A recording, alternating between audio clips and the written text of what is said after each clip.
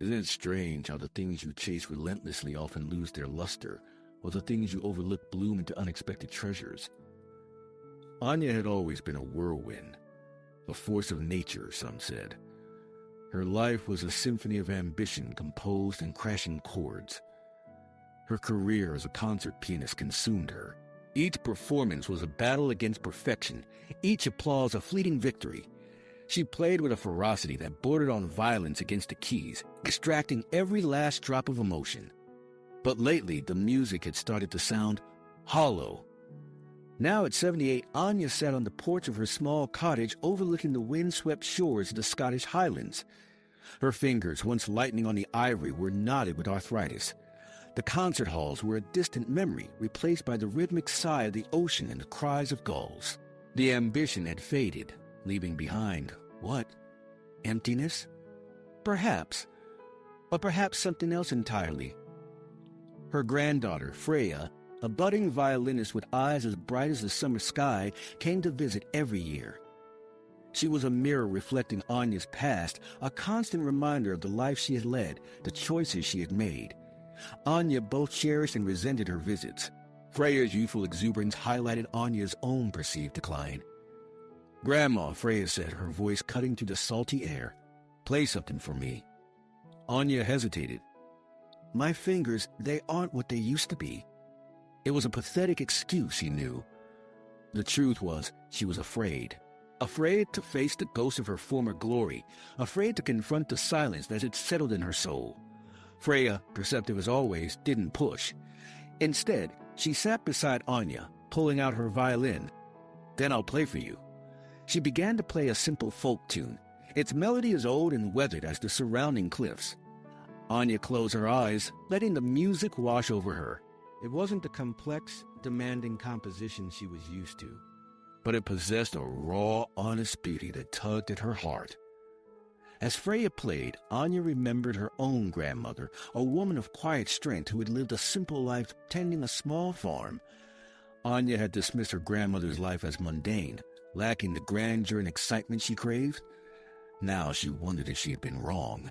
That evening, as the sun dipped below the horizon, painting the sky in hues of orange and purple, Anya found herself drawn to the old, dusty piano in the corner of the cottage. She hadn't touched it in years. Hesitantly, she sat down, her fingers trembling as they touched the keys. She didn't attempt a sonata or a concerto. Instead, she played a simple melody, a lullaby her grandmother used to sing. Her fingers fumbled, the notes were imperfect, but there was a sincerity in her playing that had been absent for decades. It wasn't about impressing an audience, about achieving technical perfection.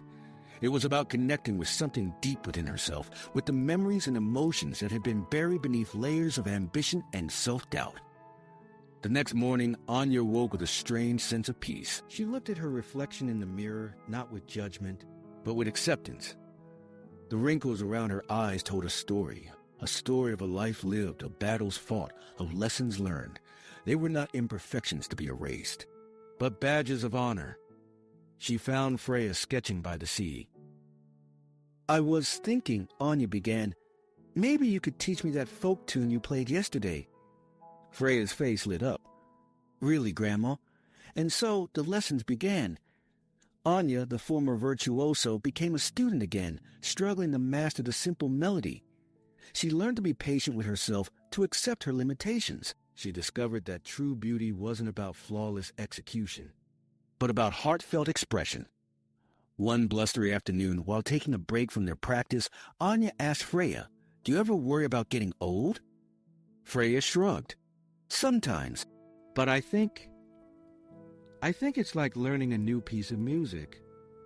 It's challenging, but it can also be beautiful." Anya smiled. "You're wiser than you realize, my dear." As the days turned into weeks, Anya found herself changing. The bitterness that had clung to her heart began to dissipate. She started to appreciate the simple things, the warmth of the sun on her skin, the taste of fresh-baked bread, the laughter of her granddaughter. She spent hours walking along the beach, collecting seashells and observing the ever-changing sea. She began to see the beauty in the imperfections, the cracks in the rocks, the gnarled branches of the ancient trees.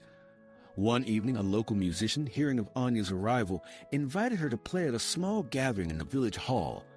Anya hesitated. The thought of performing in public again terrified her.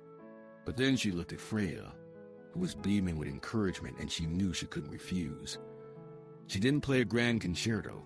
Instead, she played the simple folk tune she'd been learning from Freya. Her fingers were still clumsy, her technique far from perfect, but she played with a joy and passion that touched everyone in the room. When she finished, the applause was warm and genuine. After the performance, an old fisherman approached her. "That was beautiful," he said, his eyes twinkling. "It wasn't just the music, mind you. It was the way you played it. You played it like you meant it." Anya realized that he was right. She had finally learned to play from the heart, not from the head. She had learned that true artistry wasn't about technical prowess, but about connecting with your soul and sharing it with the world. As Freya's visit drew to a close, Anya felt a pang of sadness, but it was overshadowed by a sense of gratitude. She had been given a second chance, a chance to rediscover the joy of music, the beauty of life, and the importance of connection. On the day Freya left, Anya gave her a small, intricately carved wooden box. "My grandmother gave this to me," she said. "It's filled with memories, with stories. I want you to have it." Freya took the box, her eyes filled with tears. "Thank you, Grandma." As she watched Freya walk away, Anya realized that aging wasn't about losing your abilities, but about gaining perspective. It wasn't about clinging to the past, but about embracing the present. It was about finding beauty in the imperfections, strength in vulnerability, and wisdom in simplicity. The wind howled around the cottage, the waves crashed against the shore, but Anya felt a sense of serenity she had never known before. She sat down at the piano, her fingers moving, slowly but surely across the keys. She played the folk tune again, her voice joining in the melody. It wasn't a perfect performance, but it was perfect in its imperfection. It was a testament to a life lived, a life loved, a life gracefully aged. She understood now. Aging gracefully wasn't about fighting the inevitable decline, but about accepting it, about finding new sources of joy and meaning in the later years. It was about letting go of ambition and embracing connection. It was about discovering that the most beautiful music often comes from the simplest melodies, and that true wisdom lies not in the pursuit of perfection, but in the acceptance of ourselves, flaws, and all. And as the sun set over the Scottish Highlands, Anya played on, her music echoing across the waves, a symphony of acceptance, resilience, and the quiet grace of a life well lived. The echoes seemed to ask, what melody will your aging soul sing to the world?